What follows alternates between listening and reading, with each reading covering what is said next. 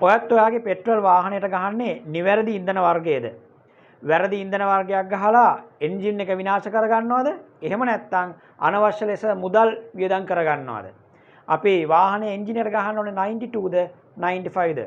මේ ගැන දැනගන්න මේ වීඩියෝ එක ඔයාලා අනිවාර්යෙන් බලන්න.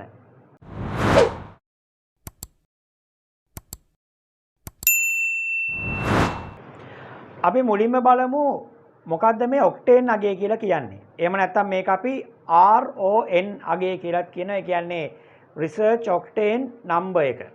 මේ අගයෙන් මොකද්ද කියවෙන්නේ කියන එක මුලින්ම බලමු. ඊට කලින් මට පොඩි දෙයක් පැහැදිලි කරලා දෙන්න තියෙනවා. ඒ තමයි එන්ජින් එකක් නොක් වෙනවා කියන එක. එන්ජින් එකක් නොක් වෙනවා කියන්නේ මොකද්ද? එන්ජින් එකක් නොක් වෙනවා කියන්නේ එන්ජින් එක තුල සිදුවෙන දහන ක්‍රියාවලියේදී දහනය වෙන්න අවශ්‍ය තැනට කලින් දහනය සිදු වෙනවා.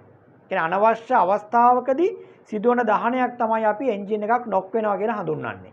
ඒකෙන් එන්ජින් එකට හානියක් සිදු වෙන්න පුළුවන්. එතකොට පෙට්‍රල් එන්ජින් එකක මේ දහන ක්‍රියාවලිය සිදු වෙන්නේ ස්පාර්ක් ප්ලග් එකෙන් විදුලි පුළිඟුවක්. ස්පාර්ක් එකක් දීලා තමයි දහන ක්‍රියාවලිය සිදු වෙන්නේ.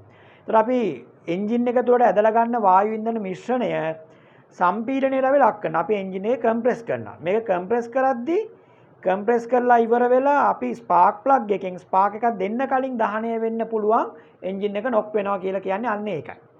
එතකොට මෙන්න මේ ඔක්ටේන් අගයෙන් කියන්නේ නොක් වෙන්න දක්වන ප්‍රතිරෝධය. ඒ කියන්නේ නොකින් රෙසිස්ටන්ස් එක තමයි මේ ඔක්ටේන් අගයෙන් කියවෙන්නේ.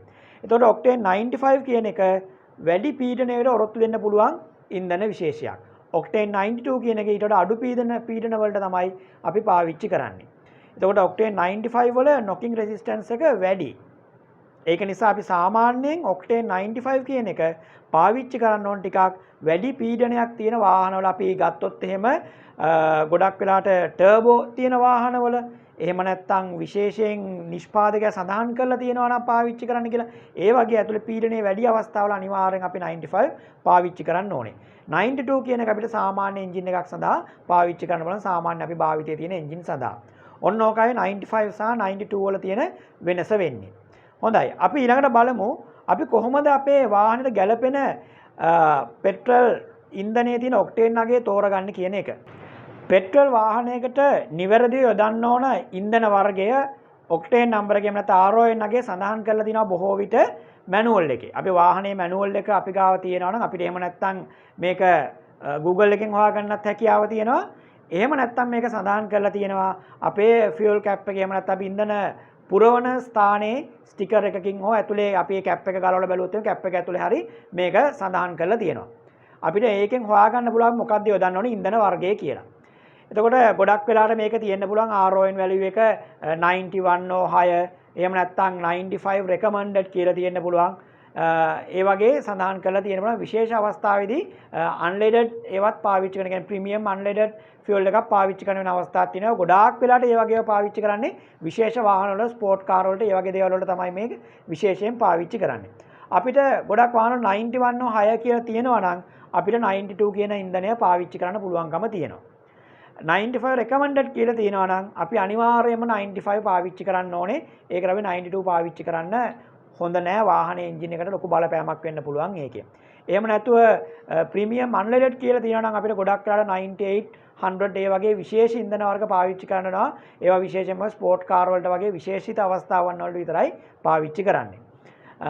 ඊළඟට අපිට එන ගැටලුව තමයි අපි මේක මාරු වුණොත් මොකද වෙන්නේ කියලා. ඔන්න ඕක තමයි තියෙන ලොකුම ගැටලුව. ඒ කියන්නේ අපි 95 ගහන්න ඕන වාහනයකට 92 ගහුවොත්. එහෙම නැත්නම් 92 ගහන්න ඕන වාහනයකට 95 ගහුවොත් මොකද්ද වෙන්නේ කියන එක මේක තමයි ගොඩාක් අයට තියෙන ගැටලුවක් වෙන්නේ. 95 recommended කියලා තියෙනවා නම් 95 ගහන්න කියලා තියෙනවා නම් අනිවාර්යයෙන්ම 95 ගහන්න. මොකද 92 කිසිම අවස්ථාවක ගහන්න යන්න එපා. මොකද ඒ එන්ජින් එකක තියෙන සම්පීඩනය වෙන ප්‍රමාණයට ගැලපෙන්නේ 95 කියන ඉන්ධනය විතරයි. මොකද අපි 92 ගැහුවොත් එහෙම එන්ජින් එක නොක් වෙන්න පුළුවන්. ඒ කියන්නේ අනවශ්‍ය ස්ථානයකදී දහනය සිදු වුණොත් එහෙම ඒකෙන් එන්ජින් එකට හානියක් වෙන්න පුළුවන්. අපි දිගු කාලීනව 95 ගහන්න තියෙන වාහනයකට 92 ගහලා නම් දුවන්නේ එන්ජින් එකේ හානිය ගොඩාක් වැඩි වෙන්න පුළුවන් දිගු කාලීනව මේක කරනවා නම්.